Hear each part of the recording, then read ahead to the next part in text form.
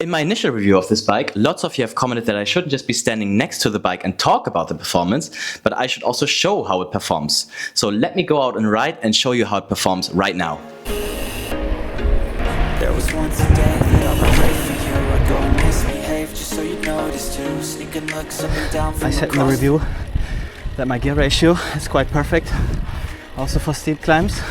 So what better way to show you than to go up a 90% incline.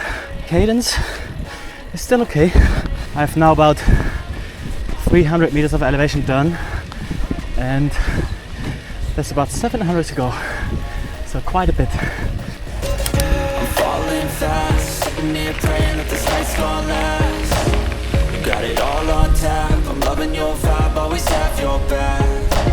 We like all the same tracks, listen all night in the sheets all black. Said I'm falling fast, don't remember life before you, that's fact. I feel good. Let me tell you another thing I really like about this bike, and especially this frame. What was kind of my worry when I bought the frame is that these cheaper carbon frames are not really that stiff, kind of feel wobbly. I've seen a couple of other reviews that said a similar thing, but I really have to say this frame feels super snappy. Whenever I put the power down, just like this, I really feel that all of my power is going into the bike. What helps, of course, as well, is having a locked fork here. Definitely feels like a bike and a frame that can take a beating, that can be thrown around. It's still nimble, it's stiff, but it doesn't feel super harsh. Of course, how could a hardtail mountain bike with 2-point-something inch tires feel stiff? But yeah. Sally. Sally.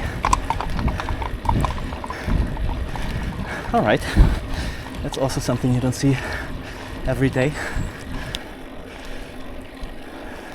So this is the perfect opportunity to show you why I would go with a bit of a thicker and knobbier tire next time. So as you can see here in the middle, there are these sort of rills with thicker rocks. And if I go inside here, which sometimes you accidentally do, it's getting quite sketchy.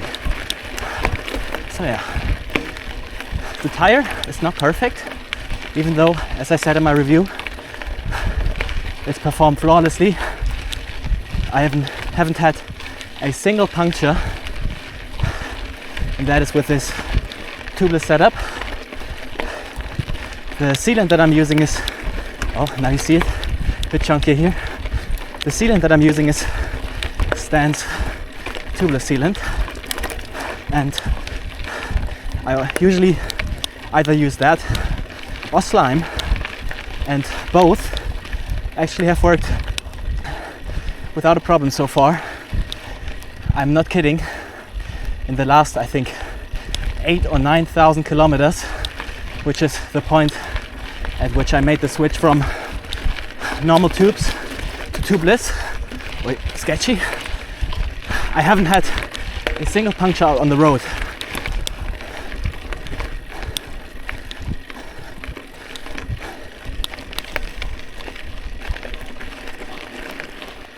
The mountain that you can see in the back here is the highest mountain within the Lucerne area. It is called Mount Pilatus, and it's about 2,300 meters high. So yeah, that's some local fun facts for you.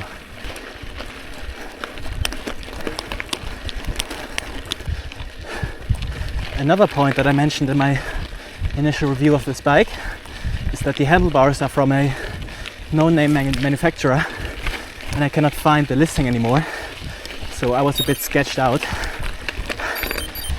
So what better way than to test these handlebars live here by putting all of my weight while sprinting up onto the handlebars. If they snap and I break my jaw or something, it will at least make for a cool video. I go in a high gear and try to put all of my weight on it. My fork is locked, so not too much energy should diminish there. But as you can see, just from this initial testing here, there's no cracking, no creaking. They work. So far, so good. I don't know if you can hear it, but my rear tire keeps washing out. So I could definitely, at least in the back, use a bit of a chunkier tire to get up here more efficiently.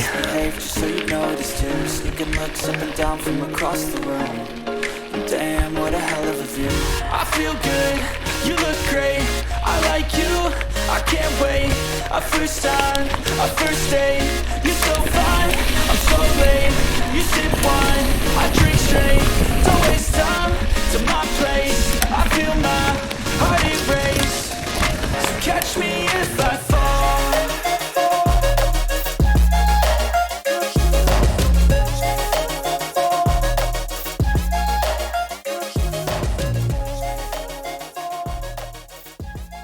So let's finish this up by telling you a bit more about the bike. During the ride, I've already told you a couple of things that I wanted to point out. Just as a summary of that, it was basically that the tires are definitely not tready enough. They're a bit too thin for gravelly ascents like this one, as you have seen. I'm sliding around quite a bit. So maybe I will try some enduro tires in the future. But apart from that, I think the gear ratio is perfect for that. The steepest part today was about 19 to 20%, and some of it was on gravel. And I have to say the gear ratio handled it perfectly. I had no desire to have a smaller gear or lighter gear. I came up everything quite smoothly with a cadence that is still okay, about 70, 80-ish. What else can I say? So the frame is definitely, I have nothing to complain about. As you hopefully hear in the video, or not hear in the video, it doesn't creak, it doesn't do any sketchy noises, it is quiet, it is stiff, it handles everything pretty well. As this part was mostly ascending and I didn't descend yet, which is still to come, but my GoPro battery ran out, so I will probably not film it or be able to film it. But yeah, it's a climbing beast. With that weight, you can kind of expect that, less than 10 kilos. I think it is perfect for cross-country type ascents, maybe also descents. I don't know how hard you want to descend. But yeah, I really have a hard time to find anything that's bad about this bike. As I want to point out again, I am not sponsored by any of these brands, as why would I be with 100 subscribers? The brands probably don't know that I exist or made this video, so I can only say what truly goes on my mind. And yeah, I have not a single bad thing to say. Although maybe I do actually. The grips, not that nice. These are super harsh, and as you see, I'm riding with gloves at the moment, but sometimes I don't, and I would like to have these foamy grips, if you know them. I'll try to find some on AliExpress, then I can review it or compare to these ones. That would probably be an interesting video. But yeah, all in all, I'm struggling to find the perfect words to end this video, because I almost only have good things to say about this bike, which makes me feel like I'm a bit of a sellout, weirdly enough. So yeah, as I don't have anything else to say, I don't want to stretch the video out too long. All I can say is build your own AliExpress bike. It is a super rewarding experience. You gain so much knowledge about how things work on your bike, how you can tweak them, how you put them together. It's not only great to have this bike, but it also helps you maintain all of your other bikes, as I have discussed with a couple of people in the comments of the previous video. So yeah, it's definitely a worthwhile skill to have, especially that you have to do things that you are maybe afraid of if you don't have to do them. For me, one example would be the bleeding of the brakes. I was always afraid of that, but that went smoothly without a problem. You just get the right gear, and that is really important when building your bikes. You have to get the right gear. So good tools with tight tolerances that don't round off your bolts, that don't break anything. Definitely get the torque wrench. I've also gotten mine from AliExpress. So, but yeah, all in all, great bike. I hope you have gotten anything out of the video. If you did, please consider liking or subscribing. It will definitely help out my channel, my motivation, and my goal to maybe at some point do this full time. I mean, whose dream is it not to do your hobby full time? Thank you very much for watching the video, and in any case, have a great week. Bye bye.